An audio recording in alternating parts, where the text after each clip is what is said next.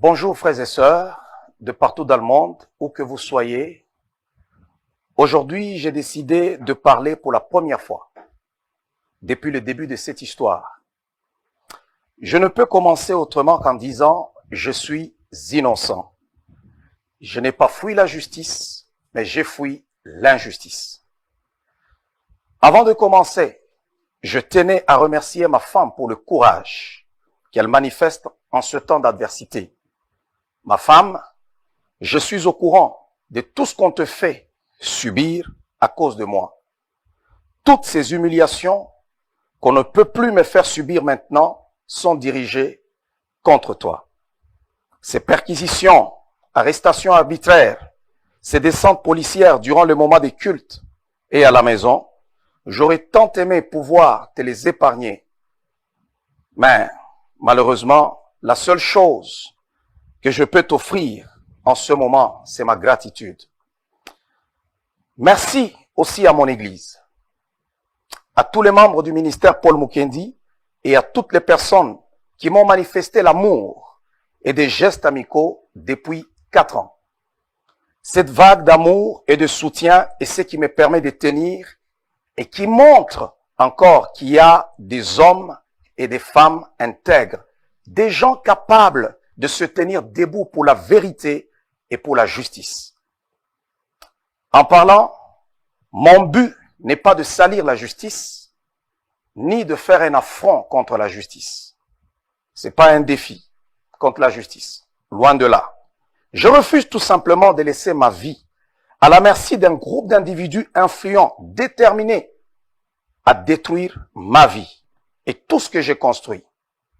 Ils sont influents à tel point d'avoir dans leur poche des personnes clés d'un système résolu à rayer mon nom de la surface de la terre.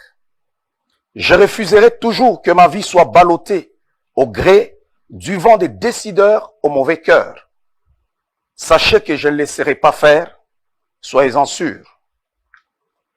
Cela fait 4 ans que je suis dans une prison à ciel ouvert. Je dis bien 4 ans. Et 4 ans de persécution, de souffrance, d'humiliation, où je ne me suis jamais soustrait à la justice. J'ai été là, je n'ai jamais fui, je ne me suis jamais soustrait pendant tous ces 4 années. J'ai collaboré à chaque étape du long et pénible processus judiciaire. Puisque je suis innocent, je n'ai jamais craint d'affronter la justice. J'avais confiance, étant donné qu'il s'agissait de fausses accusations avec des dossiers vides, sans l'ombre d'une preuve. Face à la persécution, j'ai tenu bon. Je croyais à tort que la justice et la raison allaient au bout du compte triompher. Voilà pourquoi je me suis battu sans fléchir. Si j'étais coupable, si je me savais coupable, je n'allais pas dépenser inutilement autant d'argent ni d'énergie. J'ai toujours tenu la justice canadienne en haute estime. Voilà pourquoi j'ai du mal à comprendre ce que j'ai subi jusqu'à maintenant. Jamais dans mon existence, je n'aurais pensé vivre autant de persécutions. Le scénario digne d'un film d'Hollywood mis en place pour détruire ma vie était truffé dès le départ d'erreurs monumentales. On m'accuse d'avoir agressé une fille en 2001 alors que j'ai mis les pieds à Québec en 2003. Allez-y comprendre. On dit que c'est une fille qui était âgée de 14 ans. J'ai jamais connu cette fille lorsqu'elle était âgée de 14 ans.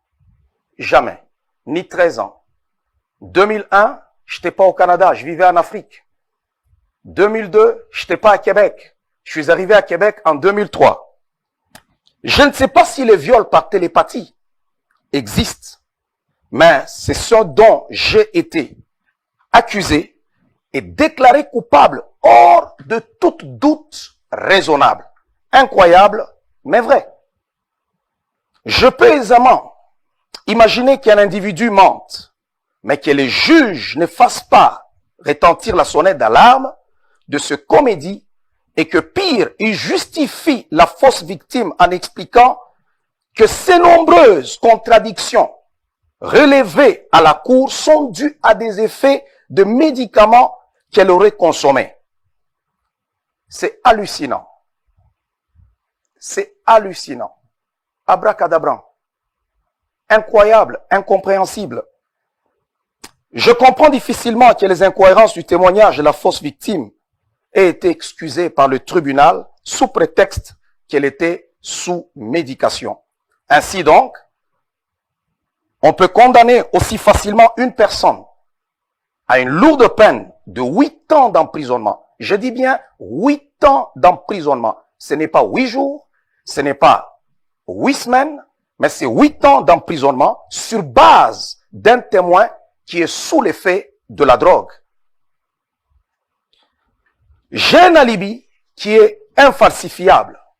Un alibi infalsifiable. Que mon avocat, Maître Dominique Bertrand, a fait valoir devant la cour, mais que les jurés et les juges ont balayé du revers de la main. Ai-je été condamné parce que le jury était composé exclusivement des Blancs, issus d'une descendance qui est ce qui est étranger et religieux? La question se pose. La question se pose. Et je dirais encore une fois en ce jour qu'il faut,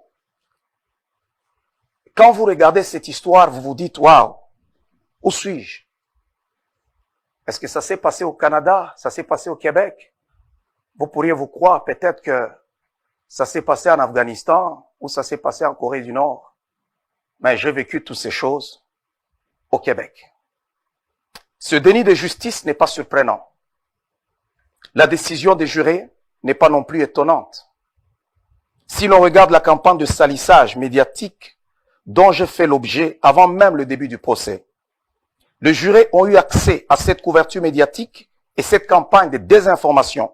La stratégie était de me détruire avant tout dans l'opinion publique. C'était ça la stratégie.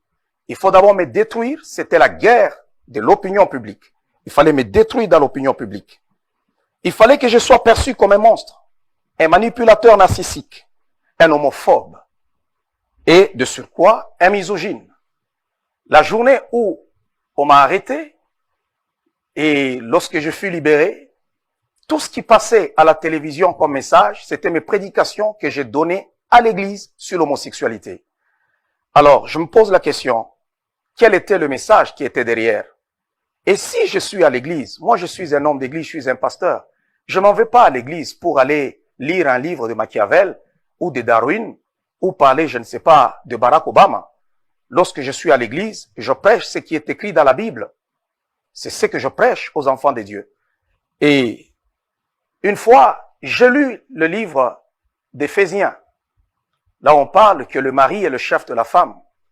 Et le lendemain matin, allez, TVA a récupéré, les journaux ont récupéré, que non, l'apôtre de la ville de Québec a dit que les hommes étaient supérieurs aux femmes. Et tout ça, c'était pour me présenter comme un misogyne. Et pourtant, ce n'était pas vrai. J'avais même fait une mise en demeure à TVA. Et lorsque les membres de l'église arrivaient, parce qu'il y avait des journalistes qui attendaient là devant les portes de l'église, et l'un d'eux a reconnu, l'un des journalistes de TVA, il s'est approché et dit, mais pourquoi vous faites ça? Vous savez que ce n'est pas ce qu'il a voulu dire. Vous êtes en train de déformer ses paroles. La réponse était que, on le sait, mais on nous a dit de couvrir ça comme ça. Allez-y comprendre. La table était mise pour une lourde peine de prison et que l'opinion publique l'accepte d'emblée. C'était une guerre médiatique. Les médias s'en sont donnés à cœur joie, relayant sans scrupule des faussetés à mon sujet, sans que je ne sois en mesure de me défendre, étant donné que j'avais une ordonnance m'interdisant de parler sur l'administration de la justice, ni sur l'affaire qui était devant les tribunaux. Je ne pouvais pas parler, j'étais muselé, je ne pouvais pas intervenir, pas du tout, parce que j'avais une ordonnance de la Cour qui m'interdisait de parler et de m'expliquer, ni de faire un commentaire sur ce qui se passait, ou même sur l'administration de la justice. Le parti pris des journalistes se voyait à l'œil nu. Quand c'était le tour des témoins de la poursuite, ils étaient tous attroupés à la cour pour apporter le pseudo-fait. Quand c'était à mon tour, lorsque mes avocats pouvait parler, la salle de course se vidait des journalistes. Quel intérêt avait-il à écouter ceux qui plaidaient à ma faveur? Pas d'intérêt. Tout ce qui les intéressait était de me dépeindre au travers une lorgnette déformée par le mensonge pour alimenter l'opinion publique défavorable envers moi et ainsi mieux influencer les jurés. C'est dans ces circonstances que je me suis retrouvé muselé, incapable de me défendre face à une machine infernale, déterminée à tuer toute once de sympathie des Québécois à mon égard. Aucun média jusqu'à maintenant n'a documenté mon cas avec objectivité. Aucun média, ni rapporté les faits comme l'exige la déontologie journalistique. Aucun, personne ne l'a fait. Ça n'intéresse personne. Il faut qu'il soit déclaré coupable. Il doit faire ses 8 ans de prison. C'est tout ce qui les intéresse. Dès qu'il s'agissait de moi, tous les coups, toutes les bassesses étaient permis. Le mot d'ordre avait été donné. Détruire Paul Mukendi par n'importe quel moyen. C'était ça le mot d'ordre. Cet acharnement médiatique ne m'a pas ébranlé. Il ne faisait aucun doute que j'étais condamné dans le procès populaire où les médias étaient à la fois juges et parties. Cependant, je pensais qu'un tribunal canadien, devant un tribunal canadien, les affirmations gratuites dont j'étais victime n'avaient pas de place. Je pensais que là où les médias et les enquêteurs de la police ont failli, la justice et la raison allaient faire correctement son travail. Mais je me trompais royalement. Alors, royalement. Mes avocats du cabinet Guy Bertrand, principalement Maître Dominique Bertrand, ils ont répété plusieurs fois, je suis victime d'un déni de justice. Ils ont relevé 18 contradictions majeures. Je dis bien 18 contradictions majeures. Pas des contradictions à chercher ou bien minimes. Non, majeures. Dans les témoignages de la fausse victime. Et une seulement contradiction aurait pu suffire à mon acquittement. Même en amont, si l'enquête policière n'avait pas été bâclée, aucune accusation n'aurait été portée contre moi et il n'y aurait jamais eu de procès. Les contradictions, les mensonges de la fausse victime étaient trop flagrants pour qu'un enquêteur soucieux de connaître la vérité ne le décèle pas. Si, et seulement si, la recherche de la vérité et de la justice faisait partie de l'équation, cette saga judiciaire n'aurait jamais vu le jour. Depuis le début de l'histoire, que ce soit les enquêteurs ou la procureure, personne n'a cherché à ce que la lumière soit faite sur cette histoire et que justice soit rendue, le cas échéant. Personne. On cherchait tout simplement à détruire un homme. C'est tout. Tous ne voulaient qu'une chose, rayer à tout prix mon nom et le travail accompli durant mes 17 ans au Québec, même au prix d'accusations gratuites. N'importe quel scénario ou individu susceptible de nuire aurait fait leur affaire. Il faut que vous sachiez que des gens que je n'ai jamais rencontrés de ma vie sont même venus témoigner contre moi. Imaginez à quel point j'étais abasourdi de voir sous mes yeux se tisser une toile de mensonges avec l'aval du tribunal. Pourtant, j'avais dit, je ne connais pas cet individu, je ne le connais pas. Mais vous voyez l'individu venir témoigner contre toi devant un tribunal. C'est comme ça que sans gêne, ils m'ont accusé d'avoir agressé une mineure de 14 ans pendant que j'étais absent du Canada, sans gêne. Comme si cela ne suffisait pas, ils ont rajouté encore un autre dossier d'une femme qui a presque l'âge de ma mère, disant que je l'avais violée. Est-ce qu'on peut comprendre cela? Et lorsqu'on arrive devant le tribunal, j'ai dit que j'avais déjà déposé des plaintes à la police, et tout d'un coup, comme par magie, mes plaintes, tout ce que j'avais déposé, mon dossier disparaît. Comme par magie, ça disparaît. On commence à chercher, on ne trouve rien, il n'y a pas de trace. Ce que je vous explique, ça s'est passé au Québec. Au Québec. Et vous pouvez vérifier tout ce que je dis. Ça se vérifie. Et personne n'ose lever le doigt pour dire qu'est-ce qui se passe. On a quelqu'un pendant 4 ans qui crie, qui parle, que je suis innocent. Il dépense l'argent pour se défendre. J'ai passé 4 ans de ma vie pour me défendre sur des choses qui n'ont jamais existé. Mais personne ne regarde. Personne. Ça n'intéresse personne. Il faut le condamner. Qu'on le jette en prison, c'est tout. Depuis que le Québec existe, donnez-moi le nom de quelqu'un qui aurait été accusé en même temps de viol, en même temps d'agression sexuelle, en même temps ayant vu ses enfants arrachés pendant 6 mois, en même temps la femme et l'entourage menacés de représailles s'ils n'abandonnaient pas, qu'on me le dise. En même temps, le fisc et 35 enquêteurs sur son dos. En même temps, les comptes bancaires bloqués. En même temps, subir le rejet des banques comme client, parce que les banques t'écrivent pour te dire qu'on ne te veut pas comme client. Sans explication. Waouh! Vous ne trouverez pas au Québec un autre cas comme le mien. Mais c'est pourtant ce que j'ai vécu. Je me suis retrouvé au même moment avec des procès multiples. Tout était bien orchestré. Mes détracteurs savaient pertinemment qu'en agissant ainsi, j'allais tomber sous le stress, la dépression, la crise cardiaque, l'asphyxie financière et bien d'autres des choses qu'on peut imaginer. Pour tout cela me pousser au suicide. Aucun humain ne peut résister à une telle pression. Aucun. Face à une telle pression, c'est difficile de tenir, c'est difficile de résister. Et il le savait. À une si grande intimidation, on ne peut pas faire face. Si je suis debout, c'est par la grâce de Dieu. Si ce n'était pas sa main puissante, je ne serais même pas de ce monde. Si je parle, c'est un miracle. Je suis un miracle. Comment s'en sortir sans sa femme, sans ses enfants, sans ses amis, sans soutien, sans compte bancaire? Ma maison a été saisie, mes comptes ont été bloqués, des choses précieuses ont été vendues aux enchères, on a cherché à faire le vide autour de moi et à me dépouiller de tout. On a voulu me laisser sans ressources, sans se soucier de comment j'allais nourrir mes enfants.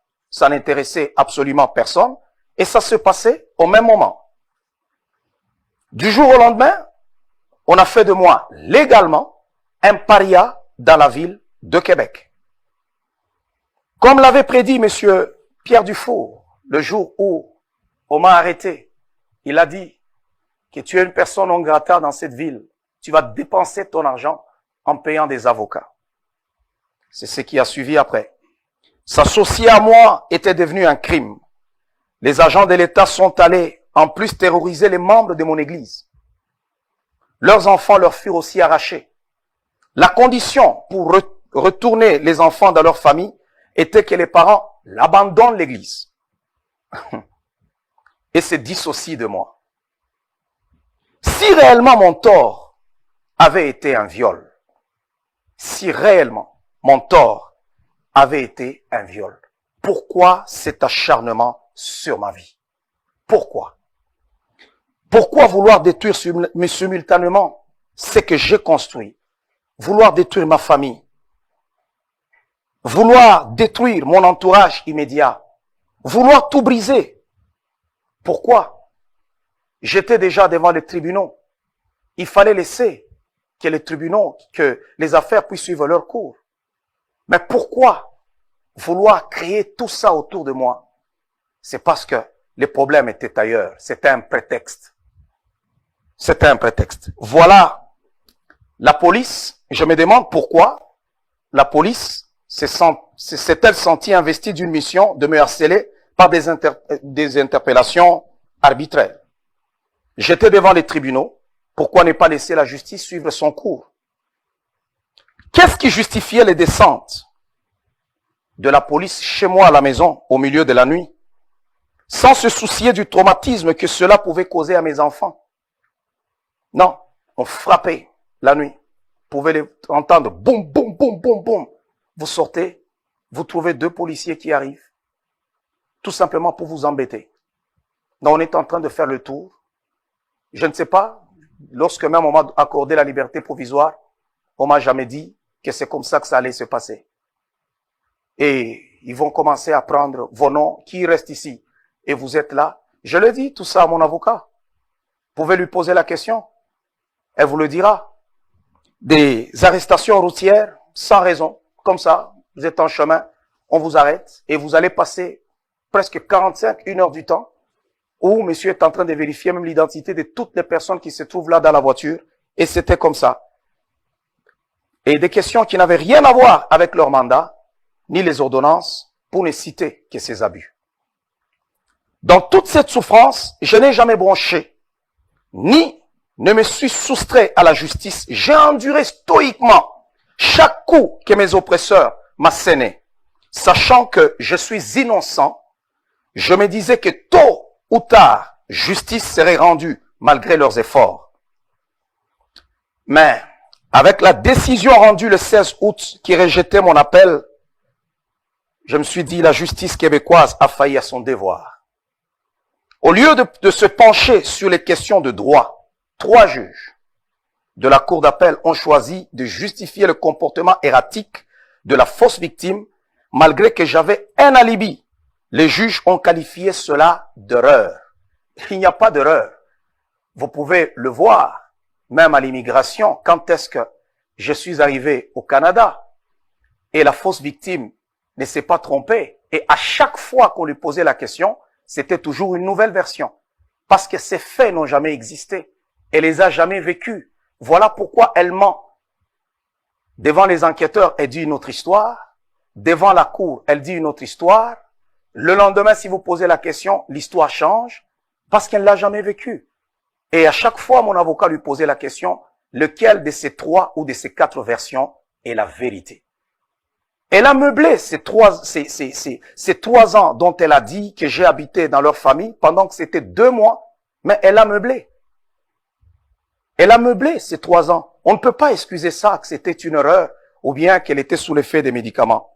La fausse victime prétend avoir subi des agressions sexuelles sur plusieurs années. Pourtant, elle ne connaît même pas l'existence d'une cicatrice, une longue et grosse cicatrice dans mes parties intimes. Elle ne le connaît pas. La cour d'appel a jugé cela insignifiant. Incroyable, mais vrai.